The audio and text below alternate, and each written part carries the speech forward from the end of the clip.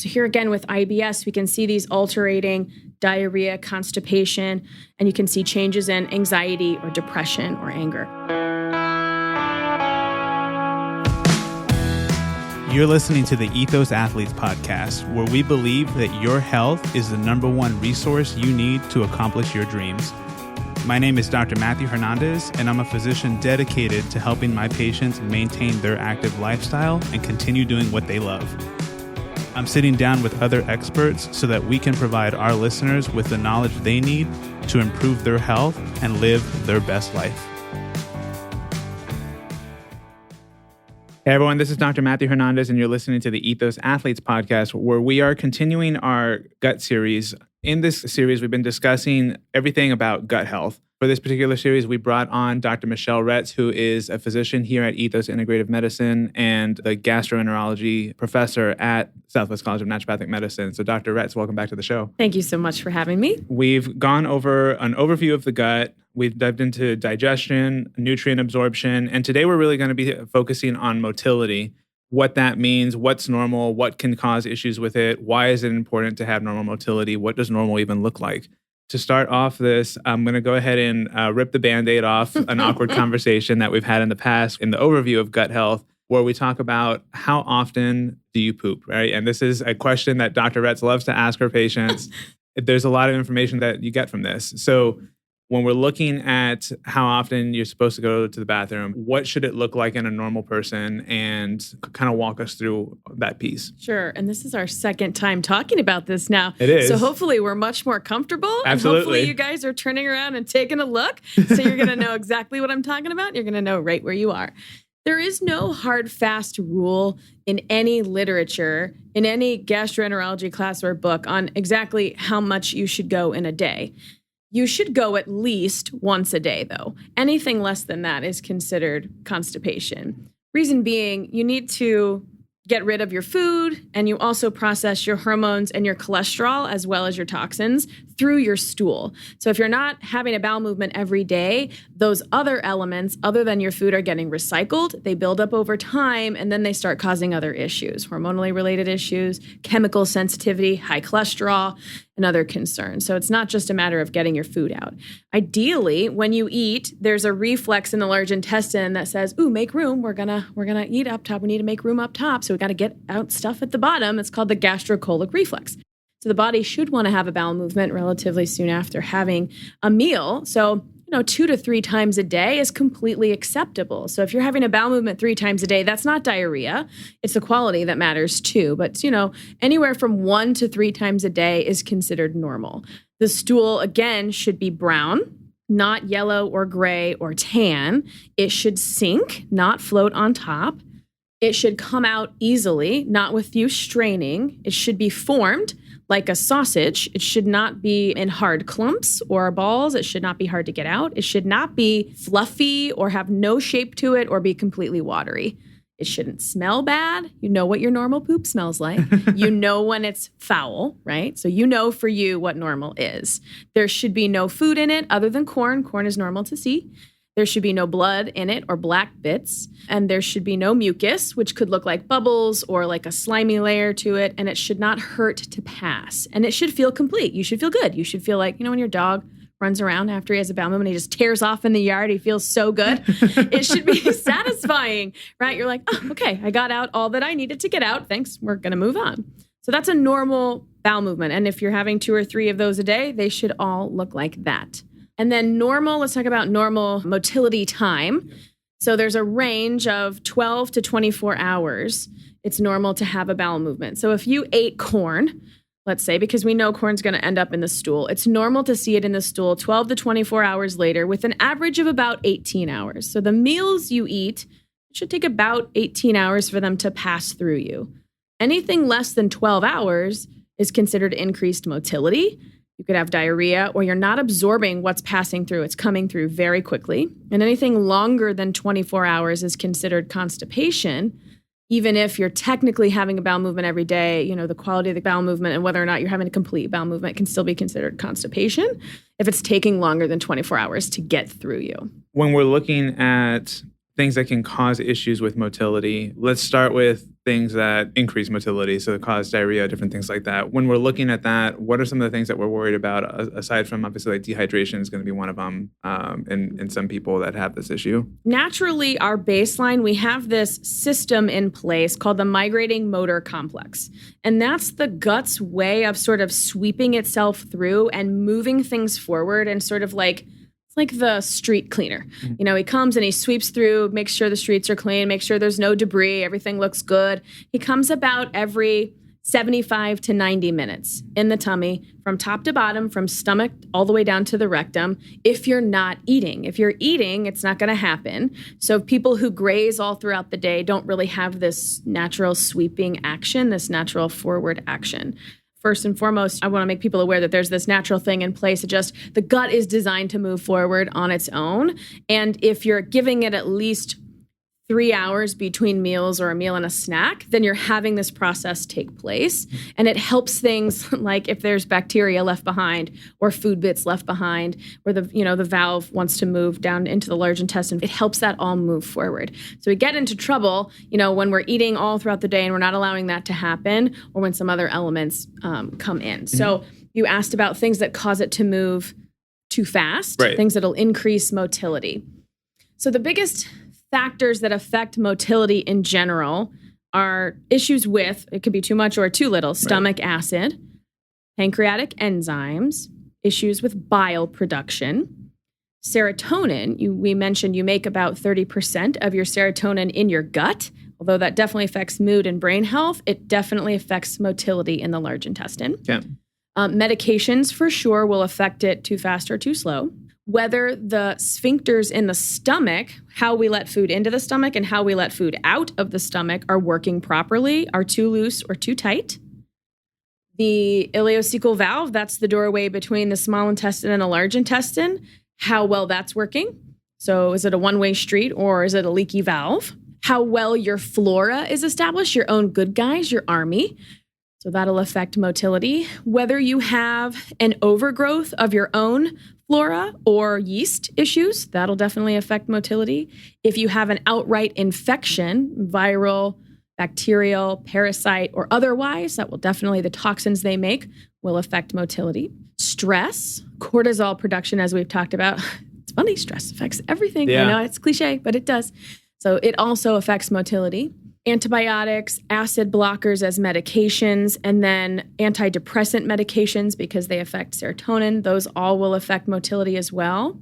It's really more medication related, I think I covered, everything else that how often you're eating also affects how well things move forward. So with all those topics, when we look at things causing increased motility, things to move through too quickly, if I start at the top from the list, it would be basically all your enzymes, all your acid, all your bile, that all helps the gut move forward. Right. So when those are lacking, the gut's slow, the gut's slower. Yeah. So it's not that things are going to fly through you. It's just going to take longer for them to get digested and chewed up. Usually, too much serotonin production, whether that's a medication that's giving you too much serotonin, like an antidepressant, or there's damage to the cells and too much serotonin's coming out, is going to move things through too fast. Serotonin makes things go forward. Yeah. When it's lower, things don't go forward and things slow down. Okay. So if there's damage to the cells, which usually happens through some sort of infection, that's usually it. So SIBO will have that happen particularly, but yeast, bacteria, anything that makes a toxin that damages the cells and blows them wide open, they release the serotonin, too much made at once, boom, everything moves forward. Destroying your own good flora can affect you in either way. It can slow things down or it can speed things up. So not being able to release your bile with your meals, like coordinated. So folks who have their gallbladder removed, we talked about can't really coordinate how they put their bile out with their food. So they're then putting bile out at random times during the day, and bile makes the gut move forward. So they're getting a third of them, or at least, are going to have chronic diarrhea as a result of just bile just coming out at random times when they're not eating, when they are. And if they're not absorbing it well, it's just kind of splurting through. And so, sorry, but that's how it is. That's fair. So they get increased motility that way. Okay. A nervous stomach, sometimes people say, I get really nervous and then I get diarrhea. That's that increased production of serotonin that we see, but we feel it as anxiety. So you can have that. That's that IBS connection, is the serotonin connection. Okay. So when things move through too quickly because you're nervous, it's more about the cells making too much serotonin in the gut. Toxins. So SIBO specifically can have folks be constipated or have diarrhea depending on the type of gas that's made by the bug that's there. Okay. So if a certain bug makes more hydrogen, that tends towards more diarrhea and more increased motility. Right. Versus if they make methane, then it's a little more constipation. Okay. Antacids usually will slow down digestion. Antibiotics, because they destroy our good flora, will usually cause diarrhea. We don't have our army there. We don't have our good flora to back us up, so to speak, and help with digestion and help our checks and balances. So things will move through a little faster. That's the biggest part for things that will increase motility. Yeah, that makes sense. When you have someone that, is sitting in front of you, or a patient is sitting in front of you, and they have increased motility, aside from nutrient absorption, which is, I would imagine, significantly decreased if it's going too fast through them, what else are you concerned with regards to their health when they have increased motility? Well, for me, it's always understanding the whole picture so I can get under the cause, because it always is a matter of gastroenterology in general is always a matter of how well are you absorbing whatever you put into your mouth. Is it staying in there too long? Is it flying through you? That affects all the other aspects of your health. So that, yes, is paramount. So it really is asking the right questions to understand whether I think it's a stress situation, it's an anxiety or depression situation. There's a potential for infection. So I'm looking for signs and symptoms like chills or fever, or feeling like you're fighting something. Is anyone else around you sick? Is it possible you ate unprepared food? What medications are you taking? Are you using any supplements that, sometimes people just take too many supplements and they're not able to absorb them as well. And that just runs right through them. Is it a stress response? Is it potentially, how many rounds of food poisoning have you had? How many rounds of antibiotics have you had? I'm assessing what their flora could possibly look like. Do they have signs and symptoms of an infection? Could something they're taking be causing increased motility? Or some of the aspects I know that slow down motility, are those present? So that I'm kind of assessing all of those things with the history. Depends on a really good history. Yeah, that makes sense. When we're looking at constipation and people who struggle with that, you talked about some of the things that overall just impact motility as a whole. So either too much or too little will speed it up, slow it down. What are some of the things that you're concerned with people that have constipation in that case? The biggest thing I would say before we get into all the details that we've talked about is the culture around pooping. Yes. So it's really interesting. Your body, in its infinite wisdom, lets you know we're ready to get rid of some stuff. We've got to go to the bathroom. Find yourself a bathroom in the next 30 minutes. We should be fine. You get the urge to go. It's the most important thing that you can listen to is the urge to go. Yeah. Because if you ignore that urge, if you're at work and Johnny's desk is by the bathroom and you like Johnny and you don't want Johnny to know that you poop and that your poop might smell, you're going to hold your poop till you get home. You're going to deny that urge to go. And when that happens, what was ready to pass goes back up higher into the large intestine, and the body will absorb more water and more nutrients from a stool. So it becomes harder and drier and more compact. Interesting. So you actually become more constipated every time you ignore that urge to go. And after a while, the nerves to the brain are like, yeah, we're not really going to listen to you anymore. The brain stops sending signals of needing to go because you're not listening to it anyway. And so then we get to the constipation of I don't poop and I don't care. Like, I haven't pooped in 3 days, but I'm okay. It's not really bothering me. It's kind of, more convenient. Now I don't have to go to the bathroom. It's like, that's not good. Yeah. Because you're not getting out again. All the food, right? And the toxins maybe that were on your food, your hormones, and your cholesterol. It's a way of detoxing. It's a way of getting out our hormones and keeping our cholesterol low. So all those things in the background get to accumulate, as well as toxins if there's yeast or bacteria.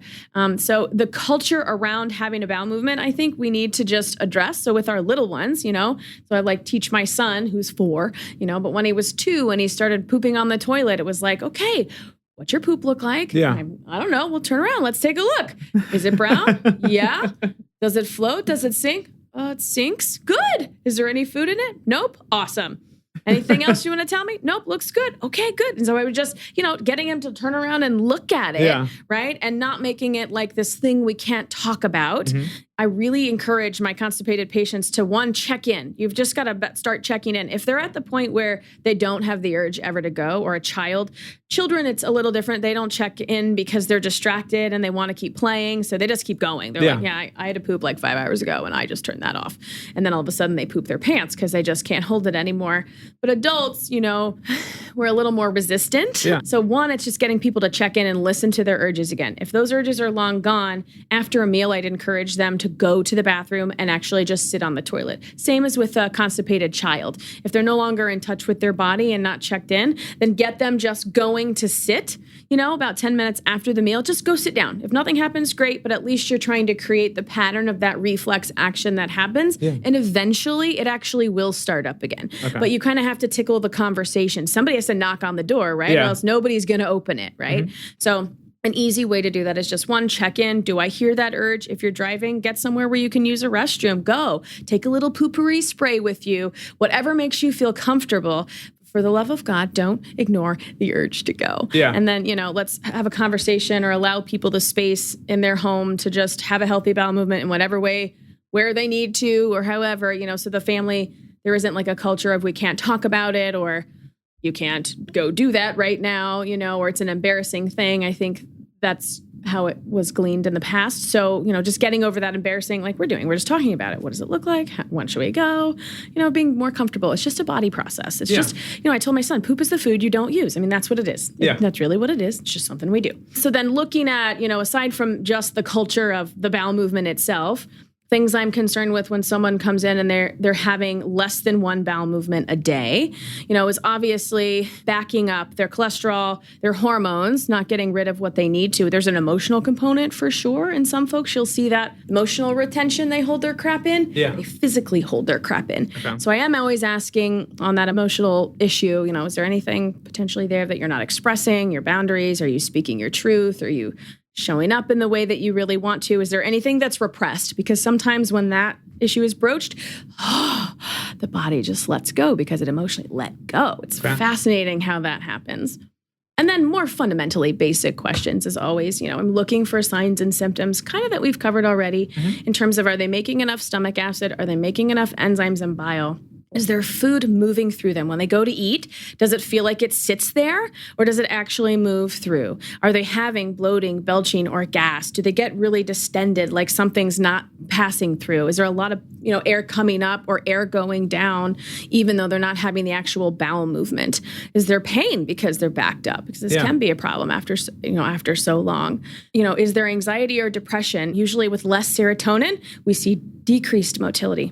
If there's something in the tummy that's damaged the cells so much that they're not making serotonin anymore, whether it's an infection or stress can do that, then they're low in serotonin, they can actually become depressed. And you can see the constipation with the depression. Yeah. So here again with IBS, we can see these alternating diarrhea, constipation, and you can see changes in anxiety or depression or anger. Those things will fluctuate and the bowel movements will fluctuate. And that usually has to do with that serotonin piece. Okay. It all matters, and you have to check all of those aspects. How many times have they had, again, a food poisoning or rounds of antibiotics, and when was the last round of food poisoning? Because if it's been within 3 months, it's possible they have an infection in their small intestine. And if that bug is making methane gas, that's more constipating. We normally have small amounts of yeast in the tummy, but it's really easy to get a yeast overgrowth if you've had a lot of round of antibiotics, or you're eating a lot of their favorite foods, which in general tend to be sugar, vinegar, alcohol, and fermented foods. Mm-hmm. There's a lot of other details, but those are their favorites.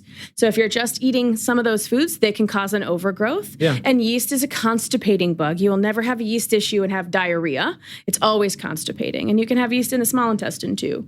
Those are very common. So additionally, they could have other signs or symptoms of yeast like vaginitis or diaper rash, red rashes on the skin, usually between the breasts, under the breasts, in the groin, right where, we live in a hot, sweaty climate. It loves dark, moist places. So in the creases of the groin and under the tush. Those are its favorite places. So if you're getting a rash there that's red, that could be a yeast rash. But yeast can cause so many other symptoms outside the GI tract. Joint pain, brain fog is very huge. Menopausal symptoms, period issues, rashes, fibromyalgia, chronic fatigue. So you could just feel under the weather, like you're just fighting something. Yeah. Those are all things that can cause constipation. Antibiotics usually cause diarrhea. In some cases, they can cause constipation. I don't see that as frequently. The acid blockers, because they do a brilliant job of shutting off acid, really slow down digestion. And so that'll slow down bowel movements as well. Okay. Folks who are using teas or like Smooth Move tea or Senna or Cascara Sagrada to have a bowel movement because they're constipated should know those herbs work really well, but they are habit forming. So if you've been using them for more than 2 weeks, there's a risk that the body is becoming dependent on them.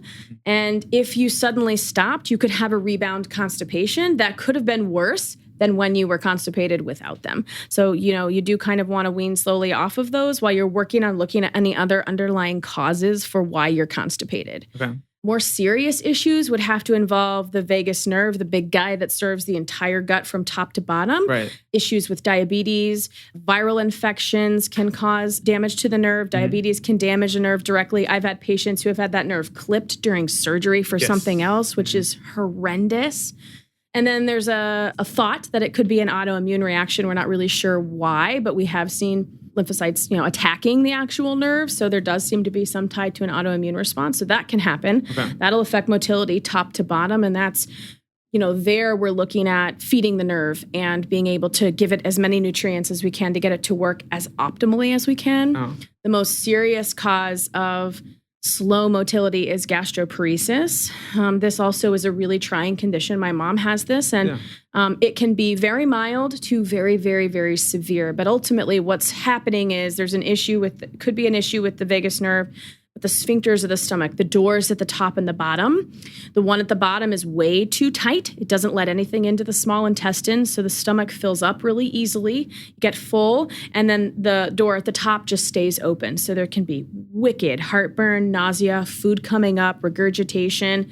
It can be extremely painful. It takes a long, long time, like 2 to 3 times as long for food to get anywhere, for medicine to get anywhere. And so we do need a gastro to sort of evaluate that. If I suspect that's going on, I will refer to a gastro, get the results, and then we can use either integrated interventions to help, or you can, if the patient just wants to try natural interventions to relax the doors, help with digestion, calm down the heartburn, and then feed the nerves, feed the muscles, and help the motility. But it can be quite a challenging issue, and it may take medicine as well as natural treatments to get them optimally functioning. Okay. So you mentioned the Smooth Move tea and basically which is a laxative tea. Mm-hmm. How about individuals? I've had patients who use magnesium, fish oil, probiotics. They start taking these, and they, especially the fish oil and probiotic, they don't necessarily take it to increase motility or to go more often and help improve constipation. It's just kind of a side effect of taking that supplement. Can those and magnesium, which most people do take to actually get rid of constipation, are all of those habit forming, or is magnesium habit forming, the other two not? Or what does that look like? That's a good question. When we're looking at constipation, I would say I have to look at all these underlying factors, and those are definitely things that I consider. So are they getting enough fiber? Are they getting enough water? These are basics, right? Yeah. 2 to 5 cups of fiber a day, half your weight in water per day. Are there any nutrient deficiencies that would back you up? And magnesium is one of those. So constipation can be a sign of magnesium deficiency. Are they exercising? That exercise reduces stagnation in the gut, right? Yeah. Are they getting enough essential fatty acids in their diet, which actually lubricate the stool for why the fish oil can be helpful? So can you get that from diet as well? And then we're looking at motility, infection, and some of the other things we already talked about. So a lot of people know about the herbs or magnesium as this, fad thing because it does help you go to the bathroom. Right. So there can be a magnesium deficiency. And I think the question is why? Right. Why all of a sudden in 2012 did we all start having a magnesium deficiency? I think over time our soils have just become less replete with nutrients. Right. And if you're not using your own, gardening with your own organic, great soil, the nutrients in your food are just not as replenished. If you're not taking a multivitamin, you're probably not getting enough magnesium every day. Over time, it finally shows up as a deficiency. You wouldn't just have constipation, though. You would have other signs and symptoms symptoms of magnesium deficiency.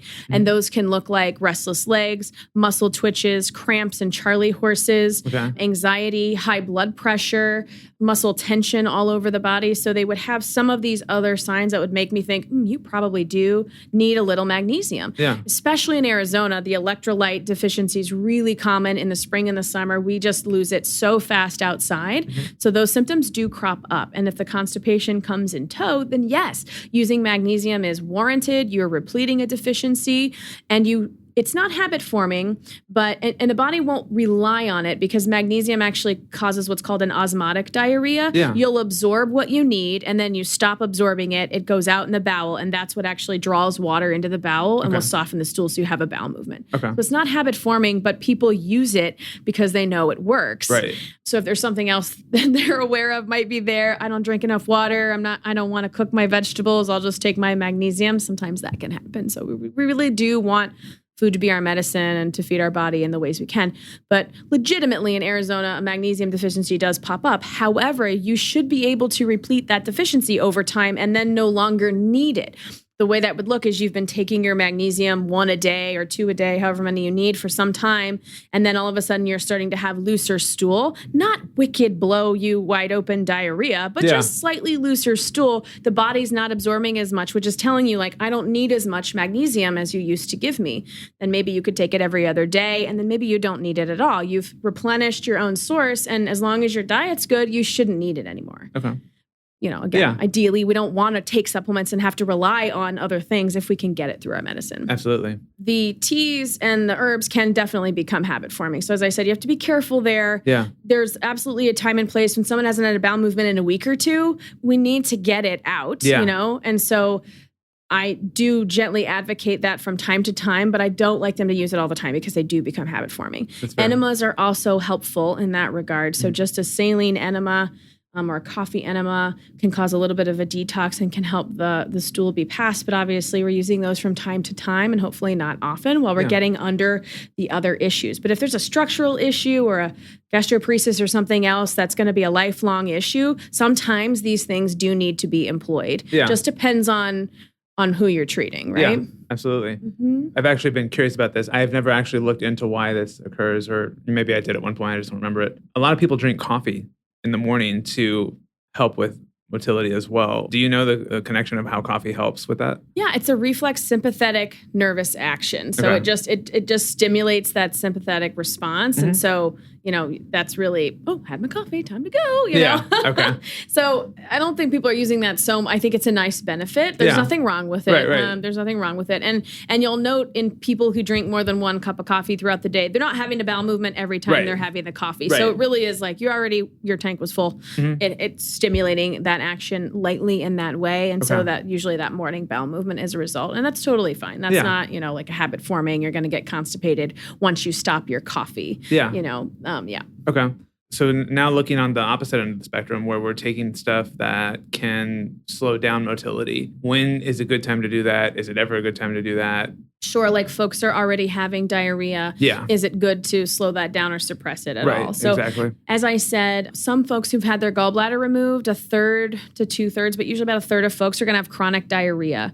Helping them regulate when they're getting their bile put out is helpful. If that's not helpful, it may be that there's something wrong in the small intestine, or if they've had a portion of the ileum, which is the last part of the small intestine, removed. Some kind of surgery, whether it was a trauma, Crohn's, or any other reason why that was removed, they're not actually going to absorb their bile. And so they are going to have chronic diarrhea. There's medications called bile acid sequestrants, which are just binders, basically. Things like bentonite clay, activated charcoal, and then these medications that can help absorb that so that they're having regular formed bowel movements. They will need help digesting their fat, so you still have to help them on that end because their body doesn't have that part of the body anymore. If we can feel good that the diarrhea is not due to infection, if I have any suspicion you have a viral illness, a bacterial illness, a parasite, if there's any reason that I think it's infection, you never suppress a diarrhea that's due to something potentially infectious because there's toxins in there. Yeah. And that's the body's way of getting it out. Nausea and vomiting and diarrhea. Get it out of me as fast as possible. Again, in the infinite wisdom, we're just like, nope, get out of here. And so if you're taking Maalox or anything else to slow that down, symptomatically, you're keeping the toxins in longer. The diarrhea will worsen. It'll stay longer. You're going to feel worse. You're not getting the infection out. In those cases, you need a professional to treat the infection. And then the biggest thing we need to do is rehydrate you and make sure you're not getting electrolyte deficiencies. When you vomit a lot, you lose a lot of potassium, which can affect heart muscle and muscle spasms. You can have heart palpitations. You can become alkaline because you get rid of too much acid. When you have too much diarrhea, you lose magnesium in your stool. So you can really have a lot of issues with magnesium deficiency. So depending on what's going on, you need a doc who can, one, look at your electrolyte status, your hydration status, and then two, treat the infection. So don't ever take anything suppressive if there's a potential it looks like a food poisoning, which is kind of violent nausea and vomiting and diarrhea. If it's loose stool here and there and you can't, you're having that alternating constipation and diarrhea, like an IBS sort of picture, not emergent, you're not feeling like you're fighting something, there's no chills and fever or actual fever, then it's not ideal, but there's nothing wrong with you helping yourself to slow down your bowel movements until you can get to a doc who can get that all figured out and, assess you in all the ways that we've sort of talked about. Yeah. Awesome. The only other addition medication-wise would be if folks are on an antibiotic because diarrhea can happen with that. We as naturopaths always will recommend a probiotic taken with that antibiotic about 1 or 2 hours away to protect the good flora so that we're preventing destruction of the good flora by the antibiotic for the whole duration while they're on the antibiotic, plus at least 2 weeks after. So I usually will tell folks just take the whole bottle for about a month. At least 20 billion is therapeutic. So if you're taking less than 20 billion, that's not going to help you, but you really don't probably need more than 100 billion. Yeah. Otherwise, sometimes that can kick up a little too much gas and make you feel worse. But definitely 1 or 2 hours away from that antibiotic for the duration should help prevent or eliminate any diarrhea that they're having. We're not suppressing anything, but in that case, it's just food's running through us because we don't have our army, we don't have our checks and balances, and everything's just kind of sliding right through.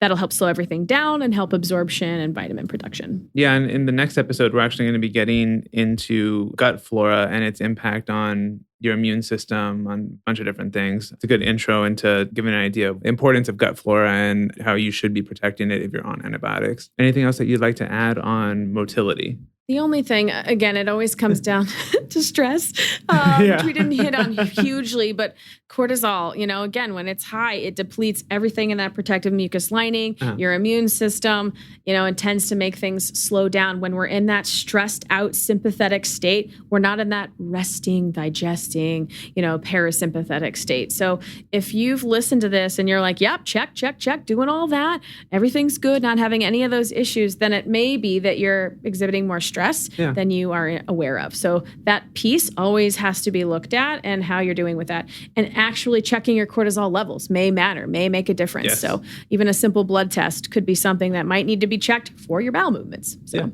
Awesome. Don't ignore the urge to go. Don't ignore it. Turn around and take a look. Yeah, turn around, take a look. Make sure it's all going well and go at least once a day. Yes. Awesome.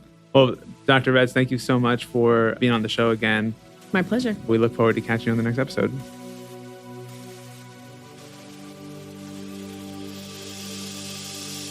Do you or someone you know experience joint pain? Our team at Ethos Sports Medicine loves to work with active individuals and help them avoid surgery and pain medications, eliminate joint pain, and stay active. Ask our team how you can get more information on our unique approach to joint pain so you can continue doing what you love.